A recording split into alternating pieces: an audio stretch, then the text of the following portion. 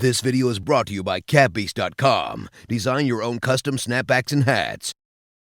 Although he was chosen 3rd overall in the 1984 NBA draft and originally didn't make his varsity basketball team in high school, Michael Jordan would go on to have arguably the greatest basketball career of all time. 6 NBA championships, 5 NBA MVPs, 4 NBA All-Star appearances, and much, much more. Michael Jordan has inspired millions of people to play the sport of basketball. He excelled at every single area of the game and was a highlight waiting to happen. His Airness recently turned 54 years old, and although his playing days are long behind him, he still remains one of the most popular and recognizable athletes in the world. Despite all of this, many people still don't know as much about him as they think they do. Michael Jordan has accomplished so much in his lifetime, yet it seems like we only know very few things about him. Because of this, I have decided to round up some of the most interesting and mind-boggling facts about Michael Jordan that you probably didn't know about. So without further ado, let's begin. Welcome to NBA Insider.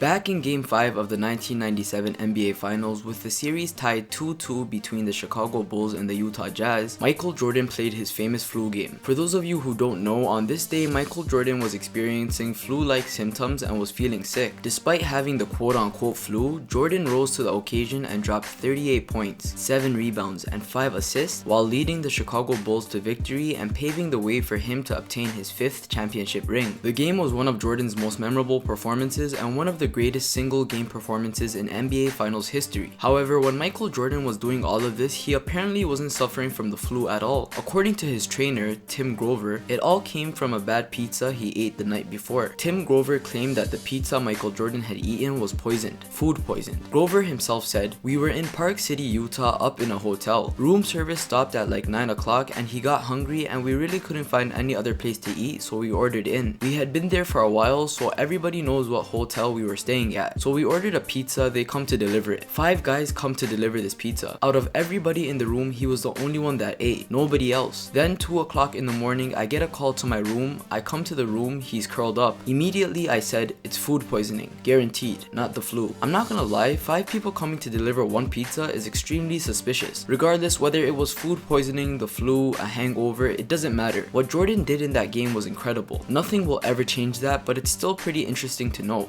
One of the most iconic symbols about Michael Jordan, aside from his Jumpman logo, was when he would stick out his tongue. The Jordan tongue stick out will forever be part of the history of the game. He didn't do it to be cocky or rude, so why did he do it and where did he get it from? The inspiration for Michael Jordan sticking out his tongue came from watching his father do the same thing while he worked. When Michael Jordan's father was fixing things around the house, he would stick out his tongue. As a matter of fact, Jordan's father got it from his father and him from his father as well. Jordan's father himself said, "As far as I can remember, it originated from my granddad. My granddad stuck his tongue out, and if I'm working on my car or something around the house, I find myself really concentrating." So basically, Jordan's father stuck his tongue out when he worked on his car, the lights, the house, or anything else that required deep concentration. Nonetheless, this tactic clearly worked out for Michael Jordan as well.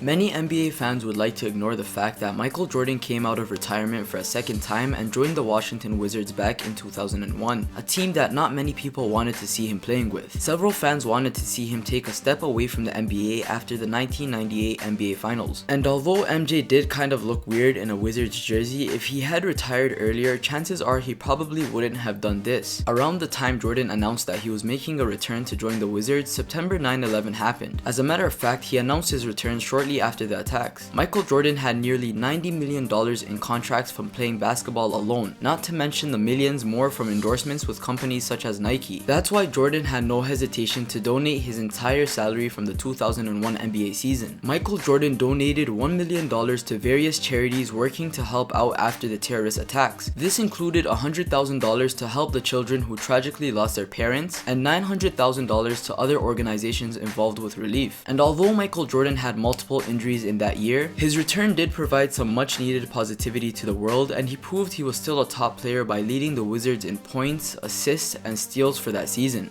During an interview with Playboy magazine back in 1992, Michael Jordan revealed that while he was growing up, Magic Johnson was his idol. In his high school days, Michael Jordan looked up to Magic Johnson so much so that his classmates nicknamed him Magic Jordan. He became so attached to the nickname that he even had Magic Jordan printed on the license plate of his first car. But when he first came into the NBA, his experience with Johnson was not what he was expecting. So in his third year, when Magic Johnson invited MJ to play in his summer charity game, both sorted out their little differences and began a good friendship. Michael Jordan himself said, "I liked him when I was in high school. They used to call me Magic Jordan. My first car had a license plate with Magic Jordan on it. It was a 1976 Grand Prix. There was a little bit of envy because of the way I came into the league. Magic came in with even more flair and even more success, and he should have been even bigger than I was in terms of endorsements and business opportunities, but he wasn't marketed the way I was, and I was fortunate to have good people, so there was some envy." During my third year, he invited me out to play in his summer charity game. We ironed out our differences in private in the locker room and we began a relationship. This fact right here really surprised me. Whoever thought that Michael Jordan, one of the greatest NBA players of all time, would overcome the same player he looked up to as a kid? Simply amazing.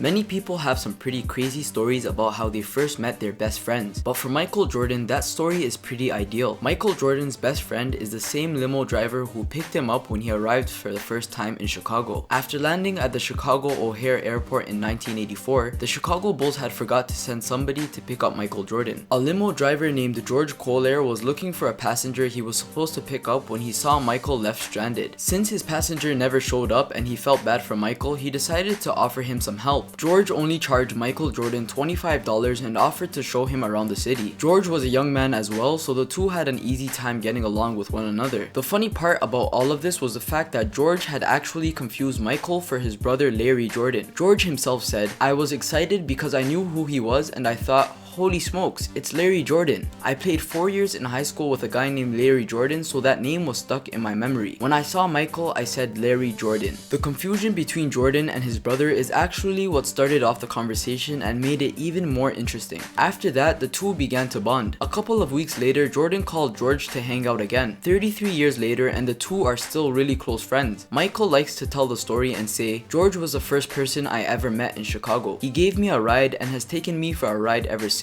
Just goes to show that some friendships come from the weirdest of situations. This has to be one of the weirdest facts I have ever heard about. During his final game with the Washington Wizards, Michael Jordan made history. On April 12, 2003, before a game between the Washington Wizards and the Miami Heat, the Heat retired Michael Jordan's number 23 Bulls jersey and hung it in the American Airlines Arena's rafters. Aside from the fact that he never played for the team, the weird part about this was the fact that his jersey was the first jersey that the Miami Heat ever retired in their 15-year history. Basically, Jordan had his jersey number retired by a team he never played for before they even retired any of their actual players. Before the ceremony itself, the Heat also played a highlight video of Jordan on the big screen. Finally, the half red for the Chicago Bulls and the half blue for the Washington Wizards jersey was hung from the rafters. Miami Heat head coach Pat Riley announced that no Miami Heat player will ever wear the same number again. Apparently, the team did it as a way of honoring Jordan's greatness for everything he has done for the game of basketball. Jordan averaged 30.2 points on 51.5% shooting in 37 regular season games against the Heat during his career. He was even better in the playoffs, averaging 34.2 points in 11 games. To top it off, the Wizards also won the game the day they retired his jersey. Because of this, LeBron James, who previously wore number 23, switched to number 6 when he joined the Heat out of respect for Jordan. Nonetheless, this is still very interesting to know.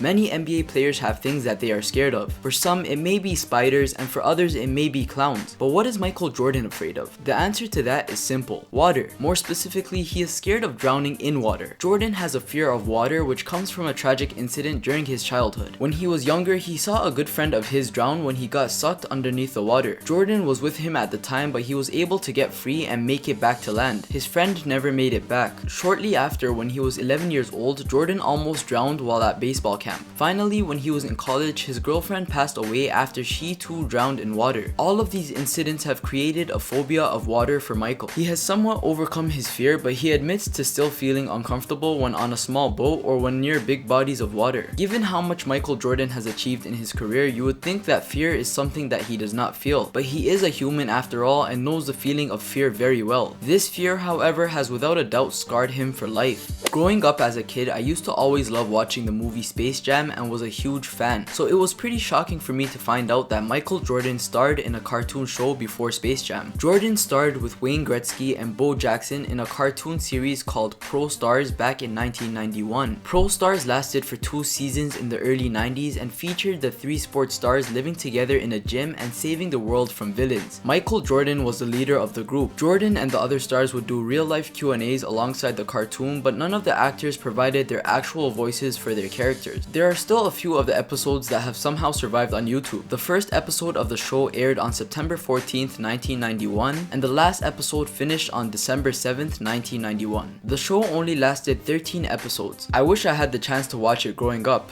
but oh well. And that concludes the video. As always, if you enjoyed this video and would like to see more content, make sure to leave a like and subscribe. If I made any mistakes or missed anything that you felt should have been included, please let me know. Also, if you have any recommendations for future videos such as interesting stories or topics like this, please feel free to leave them in the comment section down below. As always, thanks for watching NBA Insider.